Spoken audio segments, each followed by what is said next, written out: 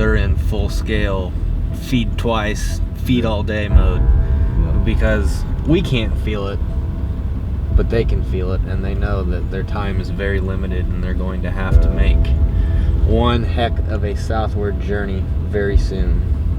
I would venture to guess that the number of ducks that was in this field tonight would be one of the top 3 largest feeds I've ever seen. And the problem that you get with that is there's so many ducks in there, they will make quick work of food. So where they are at in that field right now, they could very well have it picked clean. We're gonna start there in the morning and fan out and see where the nearest location to that is that we can find a good amount of corn.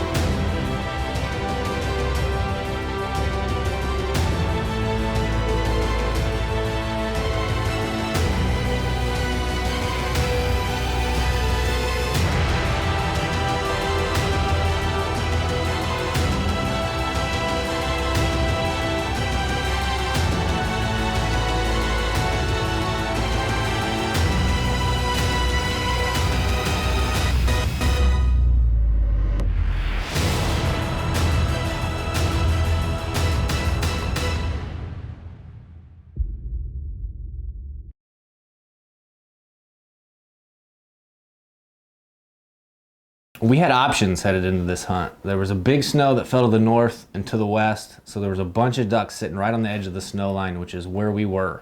We had found a few fields that had ducks in them. We chose to hunt this one because it not only had the most ducks, but it offered the best hide out of the other fields that we had found birds. With snow continuing in the forecast into tomorrow, we knew this one had the makings of a good one.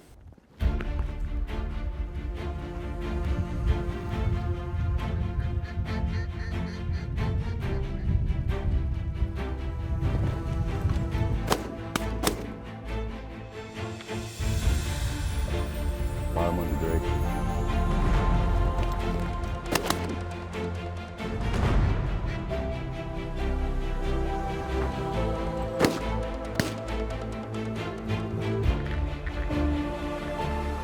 It's a baller wedge in that.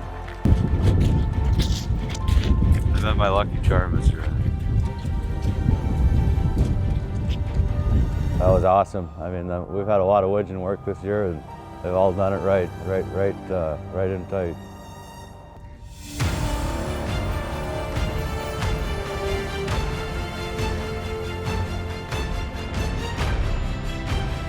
That goes insane.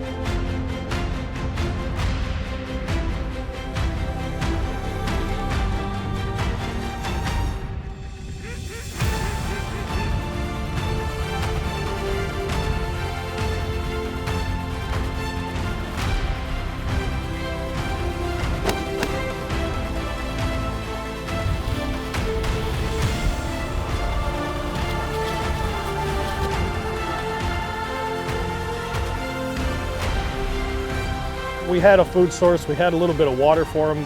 We knew that they were gonna like the area. Once they started coming, they wanted to skirt the outside of it. They didn't like it. And one of the things that we had forgotten was that it's frozen. We broke it up. There's still chunks of ice. Ducks don't like that. They can come in, they can see the ice, they can see the chunks of ice, the flow, they can see the slush. They want open water.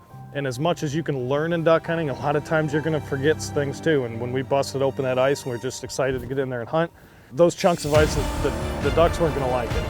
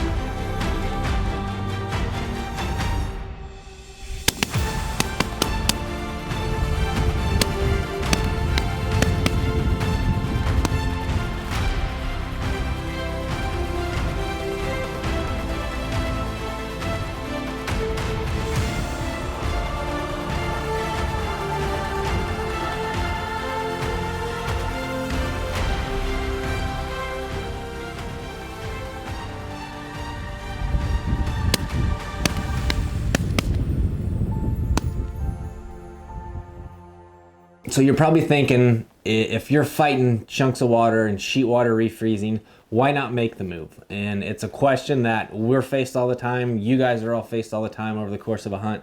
Why not make that little subtle move if it can make the world of difference? And the problem that you run into if you do that is it takes time. And by picking all that up and making that move, by the time you're ready, what if they stop flying and you've ruined that last 10, 15 minutes of your hunt?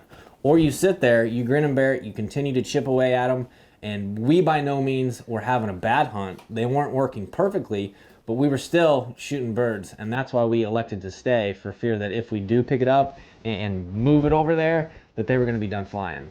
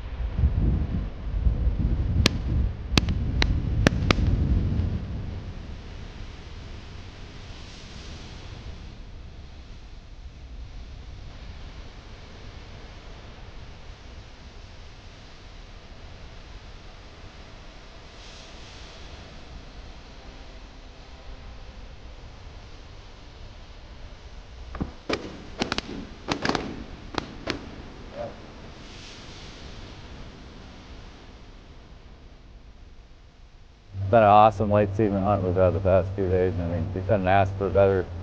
We got snow to our west, and the birds are kind of trapped where we are here. Pretty awesome.